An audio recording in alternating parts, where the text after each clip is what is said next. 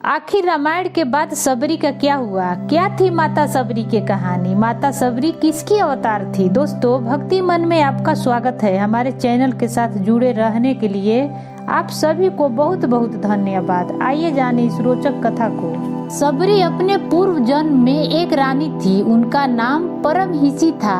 एक बार कुंभ के मेले में परमहिंसी रानी और राजा दोनों साथ में गए हुए थे। राजा का वहाँ पे शिविर था।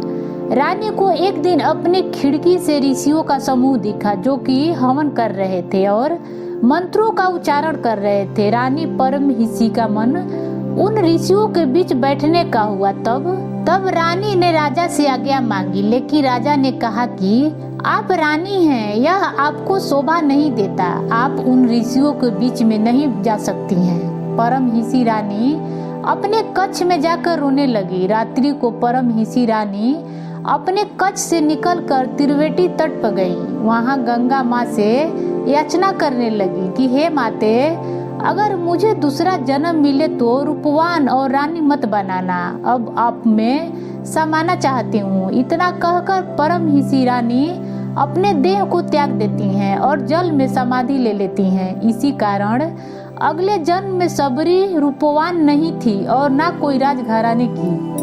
बात उस वक्त की है जब भगवान श्री राम का जन्म भी नहीं हुआ था। भील जाति के एक कबीले जिसके राजा अज थे। अज के घर में एक कन्या का जन्म हुआ जिसका नाम शर्मणा था। शर्मणा सबरी का ही दूसरा नाम है। सबरी की माता का नाम इंदुमती था।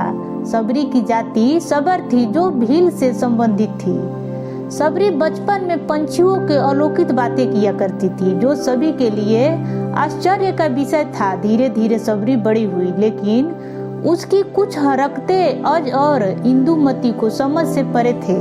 समय रहते सबरी के बारे में उसके माता पिता ने किसी ब्राह्मण से पूछा कि वह बैराग की बातें करती रहती है। ब्राह्मण ने सलाह दी कि इसका विवाह करवा दो। राजा अज और भील रानी इंदुमती ने सबरी के विवाह के लिए एक बड़े से पशुओं और पंछियों को जमा कर दिए। फिर जब इंदुमती सबरी के बाल बना रही थी तो सबरी ने पूछा कि माँ, हमारे बाड़े में इतने पशु पंछी क्यों हैं? तब इंदुमती बताती हैं, ये तुम्हारे विवाह की दावत के लिए हैं। तुम्हारे विवाह के दिन इन पशु पक्षियों का विशाल भोज तैयार किया जाएगा।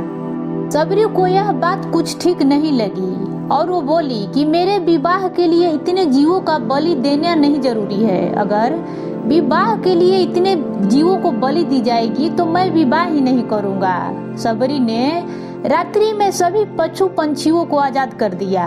जब सबरी बाड़े की किवाड़ को खोल रही थी तो उसी समय किसी ने उसे देख लिया। उस बात से सबरी डर गई थी। सबरी वहां से भाग निकली। सबरी भागते भागते ऋषमुख पर्वत पर पहुंच गई जहां पर मतंग मुनि रहते थे। सबरी को इस बात का अनुमान भी नहीं था। ऋषि ने सबरी से उसका परिचय पूछा तो सबरी ने बताया कि वह एक भिलनी है। ऋषि मतंग ने सबरी को अपने बेटी कहकर उसको एक कुटिया में शरण देती थी और सेवा करने को कहा। समय बीत गया। मतंग मुनि बूढ़े हो गए थे। एक दिन मतंग मुनि ने कहा कि मैं अपना देह को त्याग करना चाहता हूँ। तब सबरी ने कहा कि एक पिता को मैं वहाँ छोड़कर आई और आज आप मुझे छोड़कर जा रहे हैं। अब मेरा कौन ख्याल रखेगा? मतंग मुनि ने कहा, बेटी, तुम्हारा ख्याल अब राम रखेंगे। सबरी ने सरलता से कहती है कि राम कौन है और मैं उन्हें कहाँ ढूंढूंगी? बेटी, तुम्हें उन्हें खोजने की जरूरत नहीं है, वो स्वयं तुम्हारे कुटिया में चलकर आएंगे। सबरी ने मतंग ऋषि के इस बात को पकड़ लिया कि राम आएंगे। सबरी रोज भगवान श्री राम के लिए फूल बिछा कर रखती थी, उनके लिए फल तोड़कर लाती थी और पूरे दिन भगवान श्री राम का इंतजार करती थी। इंतजार करते करते सबरी बूढ़ी हो गई, लेकिन अब तक राम नहीं आए। फिर एक दिन आ ही गया जबकि सबरी के वर्षों का इंतजार खत्म होने वाला था।